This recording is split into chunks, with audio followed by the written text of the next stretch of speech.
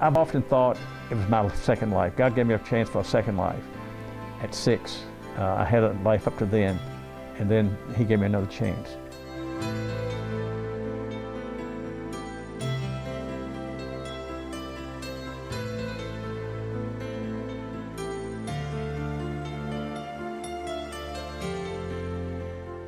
Well, I came to the children's home when I was 6 years old.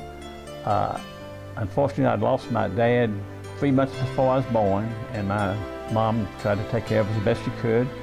This was in the years right after the Great Depression and just before the Second World War, so things were kind of tough. We lived on partly on what they used to call welfare back in those days, assistance, for several years. And then the social service agency there in Augusta County became familiar with us. Me and my 3 older sisters, I was 6, they were 8, 10, and 12, came, and she came with the worker to bring us. And there was a lot of crying when she left, but she assured us she'd be back to see us sometime soon.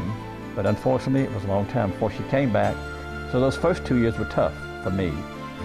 It was a great experience. At the time, I didn't realize how good an experience it was, because from the very earliest, when I was a little boy, 6, 7 years old, they gave me a chore to do. I was picking up paper around the cottage. And then as I got older, I was doing all different things. At one time, I worked in the dairy, milking a couple of cows before I went to school, and after I got back, worked on our chicken farm, feeding the chickens and gathering eggs.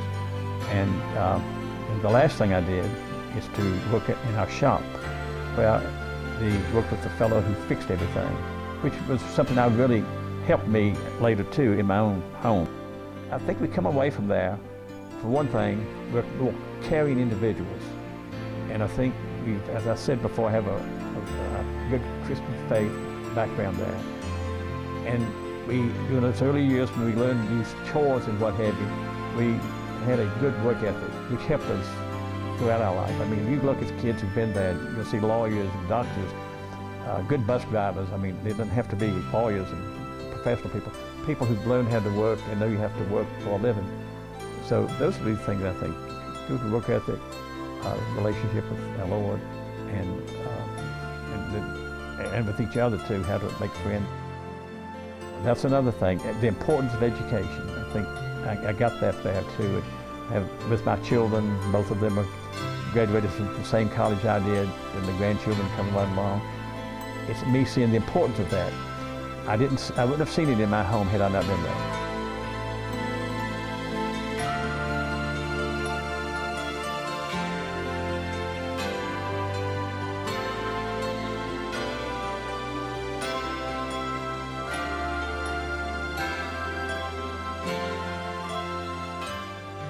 And after college, I went into social work myself, working with a social service agency, which gave me another look at the children's home from another perspective, because I was a child welfare worker back in those days and worked to send children, find foster homes for them. And one of those was the children's home.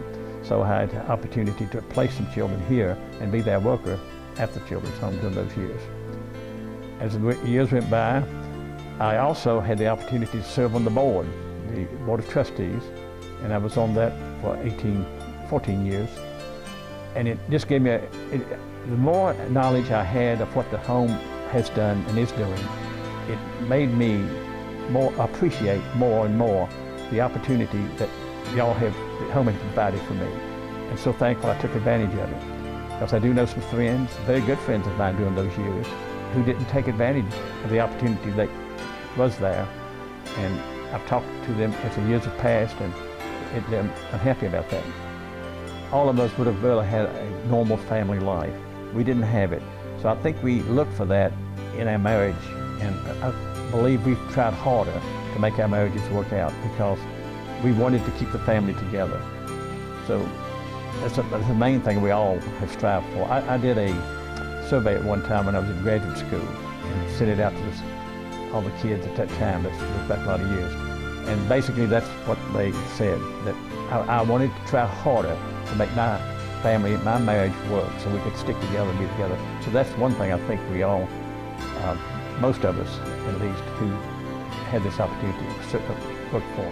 As much as anything, I think we want to, more than anything else actually, is to keep the relationships we had there with people, with our friends and all.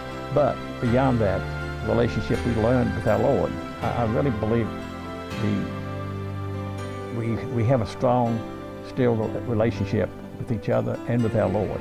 And we've continued to grow within that in our churches and whatever. Then when we get back together too, on an annual basis, as we are supportive of each other. You know, I tell you, I went to college, majored in psychology, and became a social worker with the Department of Social Services. I've graduated with my degree in May, got this job in July 1st, and have been in social work all that time until I retired.